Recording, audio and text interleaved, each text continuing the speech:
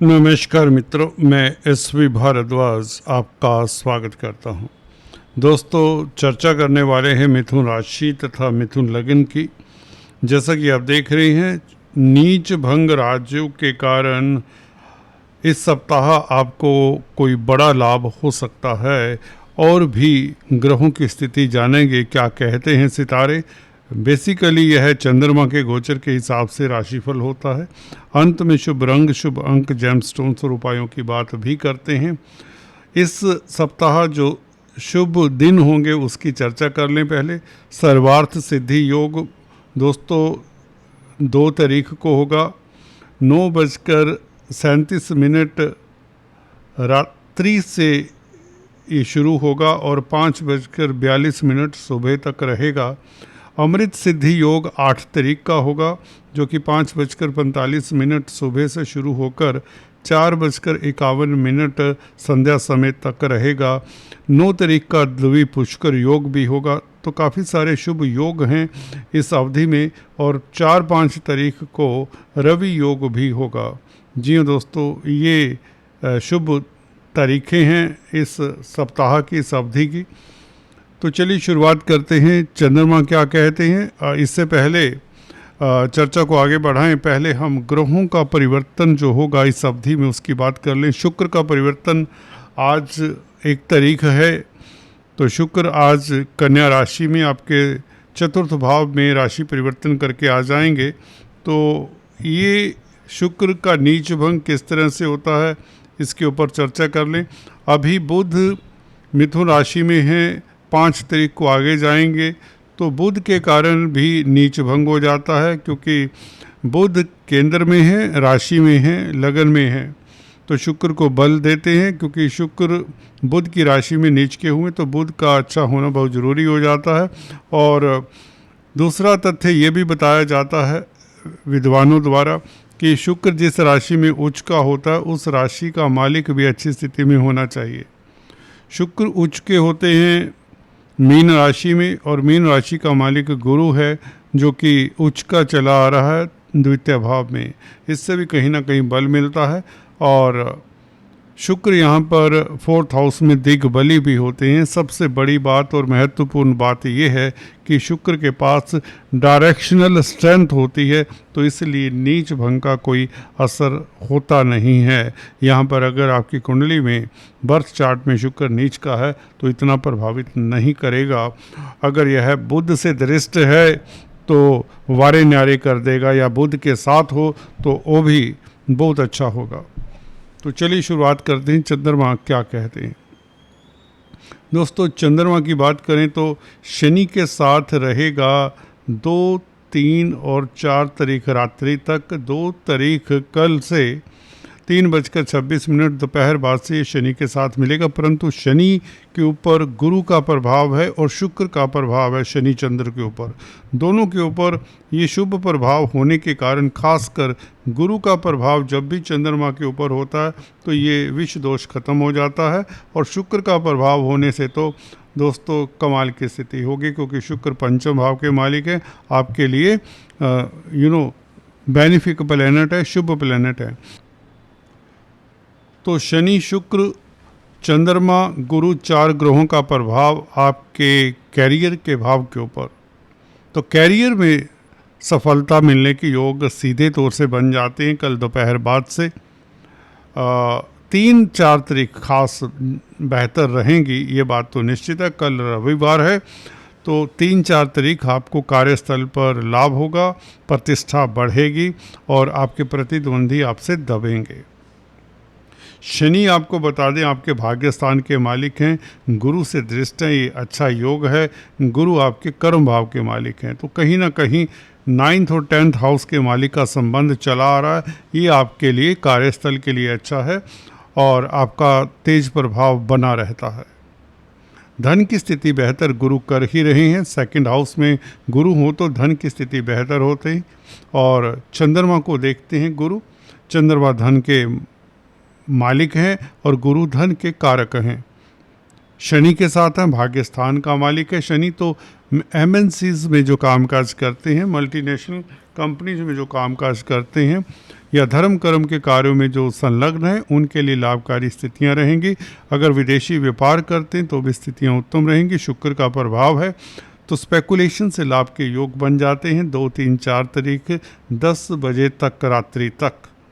जी हाँ दोस्तों, ये 3 दिन स्पेकुलेशन से लाभ के योग बनते हैं। आप रोमांटिक रहेंगे, पारिवारिक जीवन आपका सुखद रहेगा और दाम्पत्य जीवन कहें तो बहुत बेहतर रहेगा। गुरु सेकंड हाउस में बैठकर चंद्रमा शनि को प्रभावित करते हैं तो आप अच्छे काउंसलर कंसल्टेंट साबित होते हैं। आपकी सलाह सर्वमान्य होती।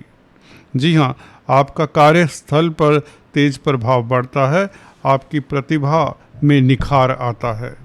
तो कुल मिलाकर ये चंद्रमा शनि कोई नेगेटिव फल नहीं देने वाला। आप गंभीर रहेंगे, निश्चित तौर से फोकस्ड रहेंगे, अपने कामकाज को लेकर धैर्य से होकर आगे बढ़ें, आपको सफलता निश्चित तौर से मिलेगी। जो आपने प्लान किया हुआ है वो 3-4 तारीख को क्रियान्वित कर सकते हैं, उसमें कोई अवरोध नहीं आएगा। दैवी कृपा आपके साथ रहेगी क्योंकि शुक्र पंचम भाव का मालिक है। पंचम भाव होता है पूर्व पुण्यों का, तो शुक्र का प्रभाव चंद्रमा शनि के ऊपर हो तो दैवी कृपा आपके ऊपर रहती है। दाम्पत्य जीवन अच्छा रहता है और कहीं ना कहीं ज़मीन जायदाद प्रॉपर्टी का अगर आप कार्य करते हैं तो उसमें भी आपको कहीं ना कहीं सिल्वर लाइनिंग नज़र आती है, कोई सफलता मिल सकती है। तो कुल मिलाकर ये शनि चंद्र आपके लिए अच्छे ही कहे जाएंगे। 4, 5 और 6 तारीख की बात करें, बल्कि 5, 6 तारीख की बात करें, 4 तारीख तो रात्रि 10 बजे तक चंद्रमा मीन राशि में रहेगा। उसके पश्चात मेष राशि में 5-6 तारीख को रहेगा 2 दिन। मेष राशि मंगल की राशि है, मंगल लगन में आ चुके हैं। जी हाँ दोस्तों, 2 तारीख से कल से लगन में आ जाएंगे। तो इसका मतलब ये है कि लाभ की स्थितियाँ बनती हैं।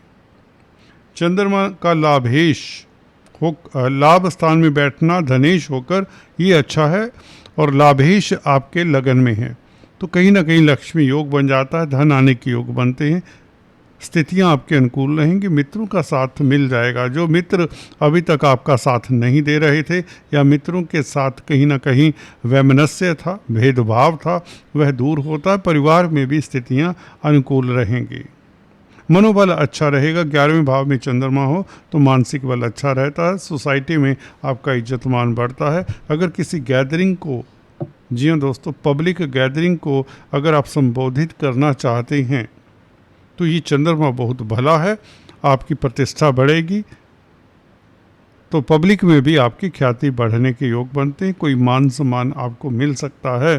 चंद्रमा का 5 और 6 तारीख को मेष राशि में बैठना बहुत अच्छा रहेगा। 5 तारीख याद रहे, लव लाइफ आपका बेहतर होगा और कहीं ना कहीं स्पेकुलेशन से लाभ के योग बनते हैं। आप रोमांटिक भी रहेंगे, शेयर स्टॉक मार्केट से लाभ होगा। फिर से याद करवा दूं, 5 तारीख क्योंकि भरनी नक्षत्र में होगा, चंद्रमा भरनी नक्षत्र में होगा, शुक्र का नक्षत्र है तो यह लव लाइफ के लिए अच्छा है। 5 तारीख दाम्पत्य जीवन भी अच्छा रहेगा, स्त्री वर्ग से लाभ होगा। अगर आप सौंदर्य प्रसाधन, कॉस्मेटिक्स इत्यादि ज्वेलरी का कामकाज करते हैं, हैंडीक्राफ्ट्स का कामकाज करते हैं, आर्टिस्ट हैं, आर्ट आर्किटेक्चर से संबंधित कोई कामकाज करते हैं, कोई पेंटर हैं, कोई गायक है, कोई म्यूजिशियन है, तो 5 और 6 तारीख आपके लिए बेहतर रहेंगे। खासकर 5 तारीख तो ये चंद्रमा बहुत बेहतर है। धन के योग बनते हैं, आय के साधन बढ़ेंगे। जी हाँ, सेकंड हाउस का मालिक 11वें भाव में हो तो ये बहुत अच्छा होता है।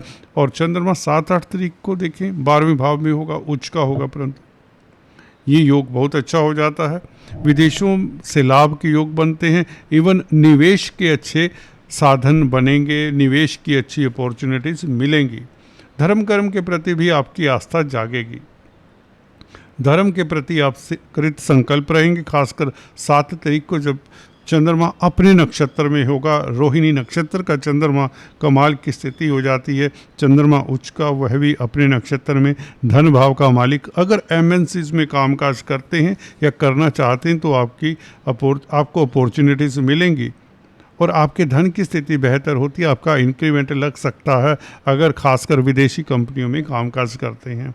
विदेश में सेटल्ड हैं तो दिन बहुत उत्तम रहेगा, आपकी नींद अच्छी रहेगी, आपका स्वास्थ्य उत्तम रहेगा, तनावों से मुक्त रहेंगे। 12वें भाव का चंद्रमा यूँ तो आपको इमोशनल बनाता है, थोड़ा सा जज्बाती बनाता है, भीड़ में अपने आप को अकेला भी पाते हैं। कहीं ना कहीं ऐसे मोमेंट्स भी आएंगे, ऐसा समय भी आएगा 7 और 8 तारीख को आपको लगेगा कि कहीं आइसोलेशन का एहसास होगा कि आप कटे कटे से तो नहीं हैं। एक वैचारिक द्वंद्व चलेगा मन में, तो वह स्वाभाविक होता है। चंद्रमा यहाँ पर आपको अध्यात्म की ओर भी खींचता है, या यूँ कहें आत्म अवलोकन के लिए कहता है। आप कहाँ जा रहे हैं, क्या कर रहे हैं, whether what you are doing is right और रॉन्ग, उस तरह का मंथन करने से आपको सुकून भी मिलता है। अपने इष्ट देव की आराधना करें, चैरिटी करें, इससे लाभ होगा। 7 और 8 तारीख आपके लिए बहुत बेहतर हैं। इस दिन आपको शिव की उपासना करनी चाहिए। चंद्रमा उच्च का 12वें भाव में हो तो आपको आत्मिक ब्लिस की प्राप्ति होती है, सुकून मिलता है और आप हल्के फुल्के रहते हैं। तो विदेशों में लाभ के योग बनते हैं, आपकी क्रिएटिविटी में निखार होगा। आइसोलेशन में समय बिताने से भी आपको लाभ होगा। आप अपनी हॉबीज़ के साथ समय बिताएं। अगर क्रिएटिव व्यक्ति हैं तो क्रिएटिविटी में भी निखार होता है। आपकी नींद अच्छी रहेगी, सो बात की एक बात। और सोशल वर्क करते हैं, चैरिटी करते हैं, चैरिटेबल संस्थानों के साथ कामकाज करते हैं तो दिन बहुत उत्तम रहेगा। जी हाँ दोस्तों, गाय की सेवा करने से दिन बहुत उत्तम रहने वाले हैं 7 और 8 तारीख खासकर। 9-10 तारीख चंद्र मंगल योग, यह लक्ष्मी योग हो जाता है, क्योंकि चंद्रमा दोस्तों धन भाव का मालिक है और मंगल 11वें भाव का मालिक है। तो ये महालक्ष्मी योग कहा जाए। चंद्र मंगल योग लगन में कमाल की स्थिति, धन की बरसात। जी हाँ दोस्तों, भूलना नहीं है, 9-10 तारीख आपके लिए बहुत बेहतर रहने वाली हैं। 9 तारीख तो द्विपुष्कर योग भी है, जैसा कि शुरुआत में बताया। द्विपुष्कर योग आपको समय बता दें, 11:04 9 तारीख सुबह से शुरू होगा और 2:43 दोपहर बाद तक रहेगा। तो इस अवधि में कोई शुभ कार्य करें, कोई अच्छी इन्वेस्टमेंट कर सकते हैं तो आपको लाभ होगा। वैसे भी लक्ष्मी योग है तो इस पीरियड का पूरा फ़ायदा उठाएं। द्विपुष्कर योग भूलना नहीं है, 11 बजे से लेकर 2:43 तक रहेगा दोपहर बाद तक। इस अवधि में शेयर स्टॉक मार्केट वालों के लिए या लॉटरी के कामकाज करने वालों के लिए स्थितियाँ उत्तम रहेंगी। अगर आप आर्मी डिफेंस में हैं तो भी आप में लीडरशिप क्वालिटीज उभर कर आएंगी। स्पोर्ट्समैन है तो दिन खास उत्तम रहेगा। होटलियर्स हैं, खाद्य पदार्थों में डील करते हैं, ज़मीन जायदाद संबंधित कामकाज करते हैं, प्रॉपर्टी कंसल्टेंट हैं तो भी दिन उत्तम रहेगा। ये चंद्रमंगल योग धन की स्थिति तो बेहतर करता है, कहीं से अटका हुआ धन मिले या कहीं से आय के साधन बढ़ें, इनकम का ग्राफ बढ़ने के योग बनते हैं। 9-10 तारीख इनकम बढ़ेगी। लव लाइफ आपका बेहतर रहेगा क्योंकि मंगल का प्रभाव शुक्र के ऊपर भी है। शुक्र पंचमेश है, मंगल आभेश है, तो यहाँ पर स्टॉक मार्केट से तो लाभ होगा। पंचमेश और लाभेश का संबंध हो रहा है तो ये बहुत अच्छा योग है, शुक्र और मंगल का संबंध, क्योंकि मंगल लाभेश हैं और धनेश चंद्रमा है और शुक्र पंचमेश है। तो पंचमेश धनेश लाभेश, तो स्टॉक मार्केट शेयर मार्केट वालों के लिए ये कैलेंडर में अपने मार्क कर लें। 9 और 10 तारीख बहुत बेहतर रहेंगी, लाजवाब रहेंगी, ये निश्चित है। खासकर 10 तारीख पुनर्वसु नक्षत्र में अगर आपका कैरियर ही स्टॉक मार्केट से संबंधित है, ट्रेडिंग से संबंधित है तो आपके लिए लाजवाब स्थितियां रहने वाली हैं। दाम्पत्य जीवन भी अच्छा रहेगा, पार्टनरशिप में लाभ होगा। 9-10 तारीख को कहीं ना कहीं प्रियतम प्रेयसी के साथ आपका समय बहुत बेहतर बीतने वाला है, लाजवाब है। फैमिली लाइफ के भी आपका बेहतर रहेगा, क्वालिटी टाइम आपका फैमिली के साथ बीतेगा। संध्या समय अपनी फैमिली के साथ, कुटुंब के साथ डाइन आउट पर जाएं, कमाल की स्थिति होगी, एंजॉय करेंगे, याद रहेगा आपको समय। तो ये था चंद्रमा का गोचर। चलते चलते लकी नंबर, लकी कलर इत्यादि बता दें।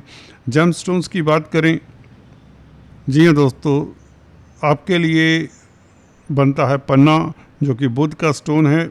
इसे धारण करने से आपकी विल पावर इम्प्रूव होती है, नर्वसनेस दूर होता है और ज़मीन जायदाद प्रॉपर्टी बनने के योग भी बनते हैं। अगर प्रॉपर्टी संबंधित कामकाज करते हैं तो आपको पन्ना धारण करना चाहिए। पब्लिक डीलिंग करते हैं तो भी पन्ना धारण कर लेना चाहिए। इसके अलावा आपके लिए बनता है ओपेल या डायमंड, शुक्र के लिए धारण किया जाता है। लव लाइफ अगर आपका बेहतर नहीं है, अच्छा नहीं है, तो डायमंड ट्राई करें। दाम्पत्य जीवन सुखद नहीं है तो डायमंड जरूर धारण करें। इसके अलावा जो भी स्टोन आपने धारण करना है उसके लिए आपको एक्सपर्ट एडवाइस लेनी चाहिए। और लक्की नंबर की बात करें तो आपके लिए लक्की नंबर रहेगा दोस्तों इस अवधि में 2, 11, 29। लक्की कलर रहेगा आपके लिए स्काई ब्लू।